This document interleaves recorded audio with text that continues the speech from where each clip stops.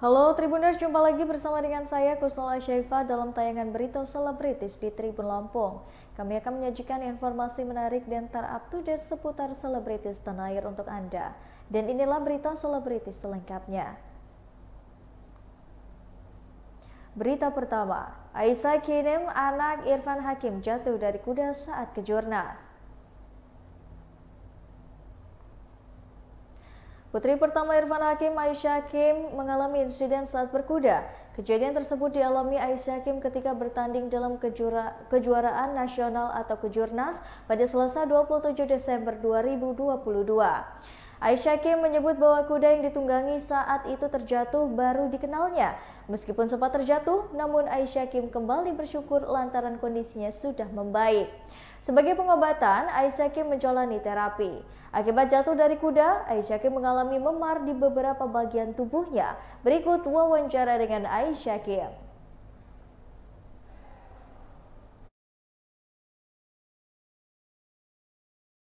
Aisyah, kamu nanti nyanyi Lucia Robert Bertrand sama Asia itu aku ngerasa kayak wow, this is like kayak kesempatan yang besar banget buat aku dan juga pastinya bakal aku ingat selamanya. Treatment khusus adakah Aisyah di kolaborasi kamu bertiga ini? Treatment khususnya?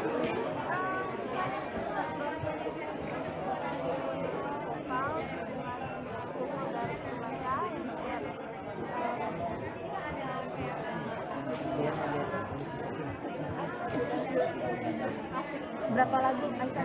Dua lagu nih, tinggal lambat tuh. Yang klasik itu mau bener-bener kayak aja. Karena kita konsepnya penyanyian jadi harus bermain jambut, wolfong. Karena kalau jambut kan ada jambut kayak gitu kan. Ini mungkin enak kalau jadi jambut pop itu challenge-nya baik. Udah berapa kali latihan? Ada kesulitan nggak? Kesulitannya karena sebenarnya aku agak minder gitu sama dan silat lebih lama tapi aku juga pengen belajar dari mereka dan aku belajar banyak juga dari mereka jadi ya aku ngandelin dari jadi belajar. Ngatasin rasa mindernya gimana sih kemarin? Karena aku lihat mereka jadi banget terus habis itu confidence-nya juga wow aku kan malu-malu banget ya anaknya jadi aku ngeliat mereka confident banget tuh aku jadi kayak berasa belajar juga. Sebelumnya udah kenal sama Aslinya aku udah kenal dari video ayah sama Ramzi kan juga udah dikenal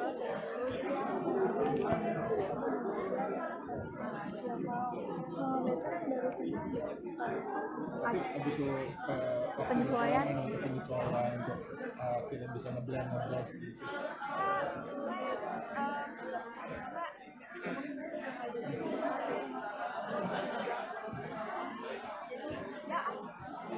Tapi bakal ada project berlanjut nggak sih? Udah ada obrolan itu belum sih? Mungkin sama Onyo? masih nggak tahu ya. Tapi kolaborasi nanti sama ayah-ayah nih, sama Kalian juga sebelum itu akan nyanyi lagu apa sih bareng-bareng sama ayah-ayah? Nanti nonton aja di Indosiar terus nanti bakal seru banget apalagi kita bakal sering sama host ya kalau nyanyi Alfian. berarti ini pertama kali kolaborasi sama ayah ya? Iya, pertama kali kolaborasi nyanyi sama ayah.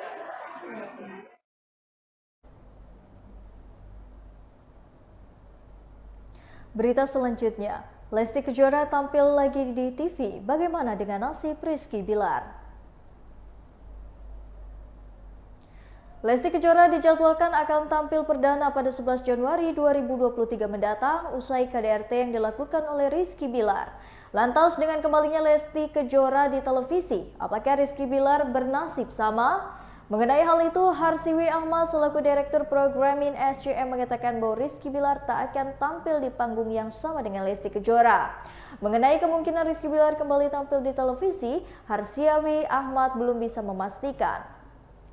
Selain Lesti Kejora, sederet bintang pun turut tampil dalam acara tersebut, mulai dari Ayu Ting Ting, Raffi Ahmad, Nagita Slavina, hingga Romi dan Uri Rafael. Sementara itu, Lesti Kejora dan Rizky Bilar sendiri belum juga tampil di televisi setelah kasus KDRT. Bahkan Rizky Bilar yang waktu itu menjadi host dipecat secara langsung dari Indosiar usai melakukan kekerasan terhadap Lesti Kejora. Berikut wawancaranya.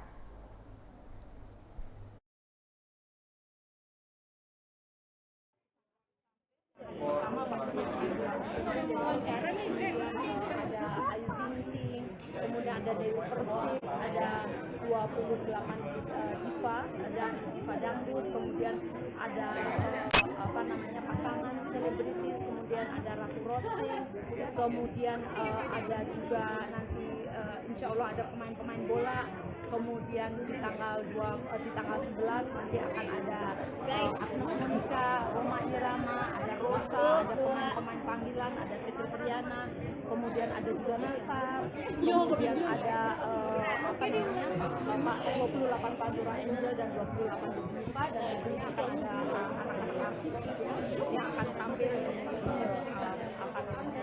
tanggal 9. Jadi intinya adalah semuanya nanti akan dibuat dalam kemeriahan di 3 panggung, kemudian dengan tata pastinya dengan film tata panggung dan juga akan memberikan promosi untuk menarikkan lagu-lagu untuk menarikkan tarian-tarian. Jadi pokoknya acaranya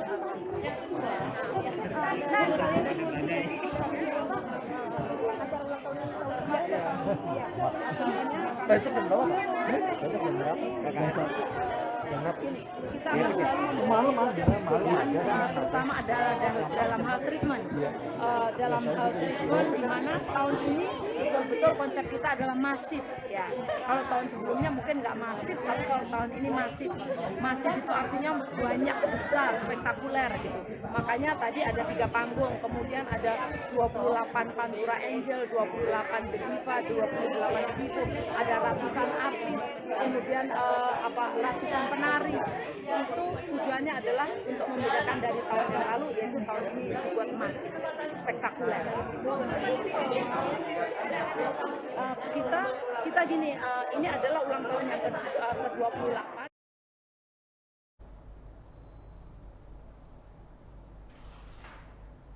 Turut warnai musik tanah air, penyanyi muda Mazaina rilis single perdana Teman Terbaik. Turut mewarnai industri musik tanah air, Mazaina rilis lagu perdana berjudul Teman Baik. Penyanyi muda yang masih berusia 14 tahun itu merasa lega bisa merilis lagu perdana sebagai penutup tahun 2022. Bagi Mazaina, lagu yang menceritakan tentang kerinduan pada sosok teman itu sangat relate dengan realita kehidupannya.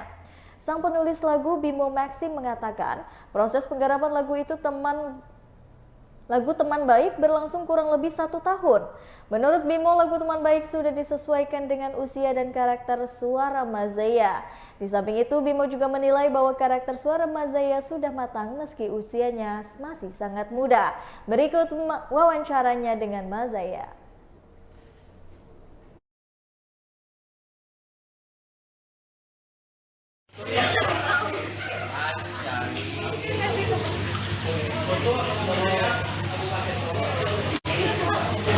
Udah nih?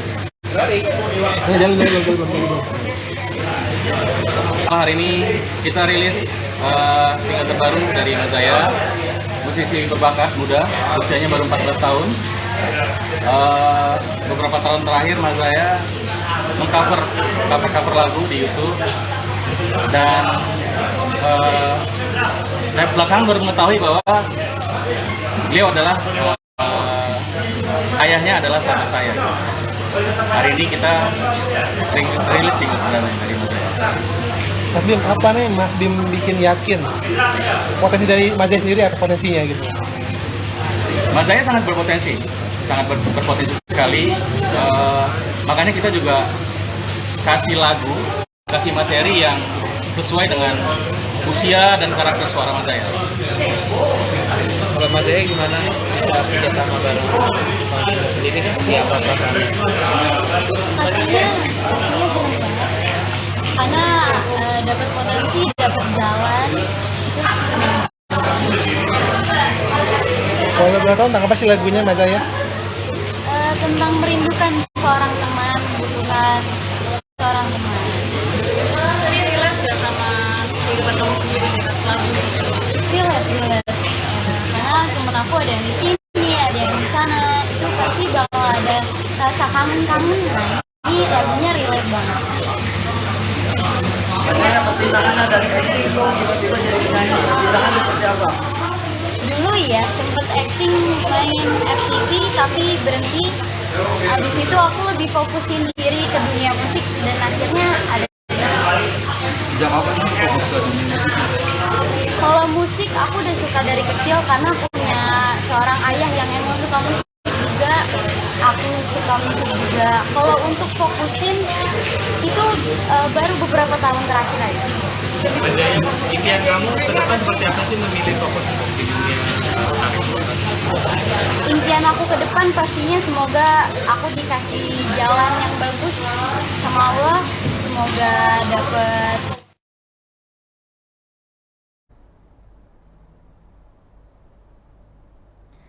Kevin Gutomo perankan tokoh antagonis di web series Api Dendam, mudah saat akting dengan Sarah Lewis. Pemain sinetron Kevin Gutomo memainkan tokoh Andre di web series Api Dendam. Di web series Api Dendam bergenre horor trailer tayangan Netflix ini, Kevin Gutomo memerankan tokoh antagonis.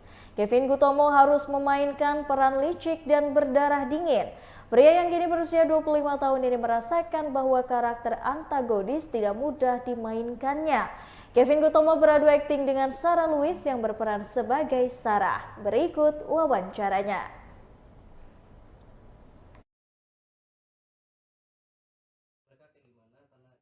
Aku berperan sebagai Andre dalam Api Dendam ini.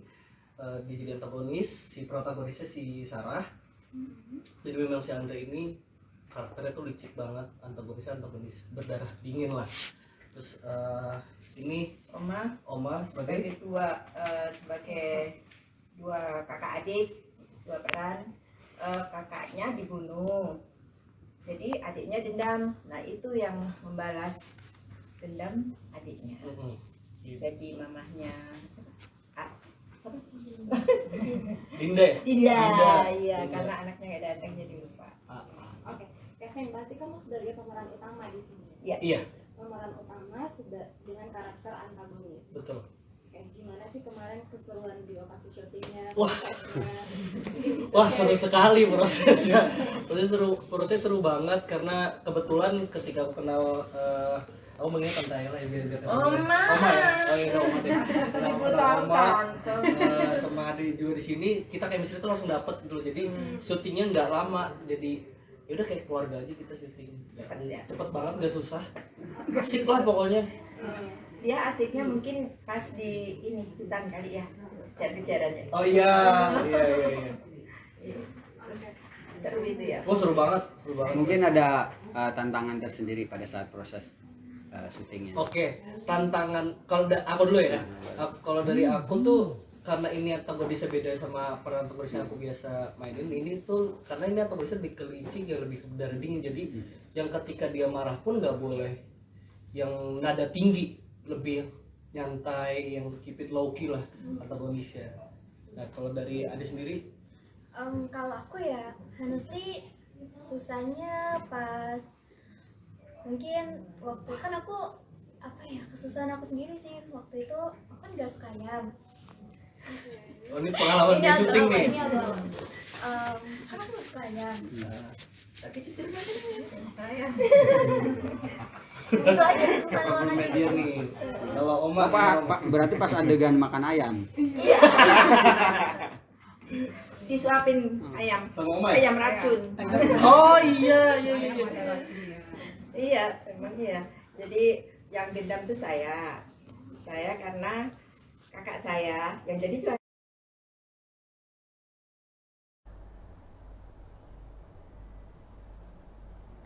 17 tahun menikah dan tanpa adem ayam, presenter cantik diam-diam gugat cerai suaminya dengan 3 permohonan ini. Kabar duka menerpa rumah tangga presenter cantik Nadia Mulya. Nadia Mulya dikabarkan tengah menggugat cerai suaminya Dustin Mirjaya. Padahal pernikahan presenter cantik Nadia Mulya dengan Dustin ini tampak adem ayem dan terlihat harmonis. Mengingat keduanya telah menjalin biduk rumah tangga selama 17 tahun dan dikaruniai 4 orang anak.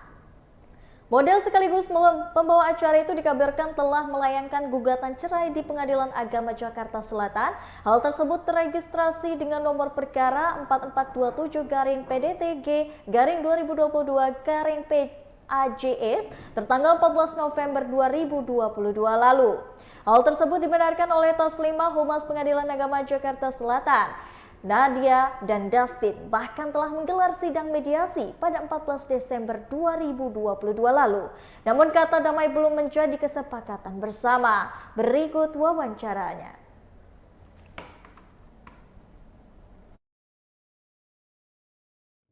Baik, untuk pihak penggugat dihadiri oleh kuasa hukumnya, sedangkan tergugat hadir secara prinsipal tanpa didampingi oleh kuasa hukum. Agenda tadi adalah jawaban dari gugatan penggugat tersebut. Jawaban telah disampaikan di persidangan tadi dalam keadaan tertutup untuk umum persidangannya, dan tergugat telah menyampaikannya secara tertulis jawaban tersebut. Gitu. Dan agenda selanjutnya yaitu replik nanti di minggu yang akan datang, di tahun depan, di tanggal 4 Januari tahun 2023. Ini gugatannya masuk tanggal berapa ya kemarin? Gugatannya masuk di tanggal 14 November 2022. Yang menggugat karena jenis perkaranya adalah cerai gugat, maka yang menggugat adalah istrinya.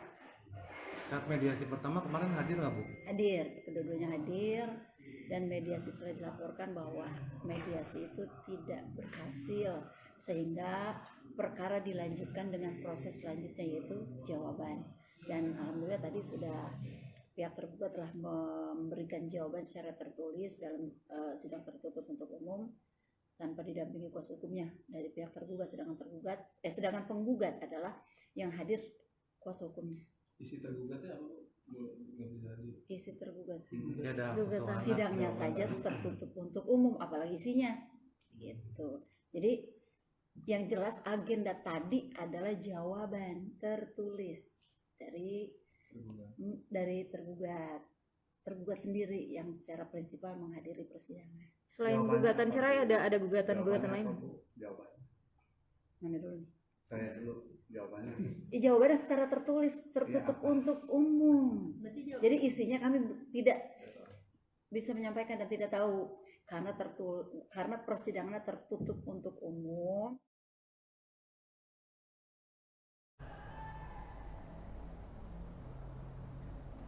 Baiklah Tribuners, setelah tadi berita selebritis di Tribun Lampung bersama dengan saya Kusnala Syaifah.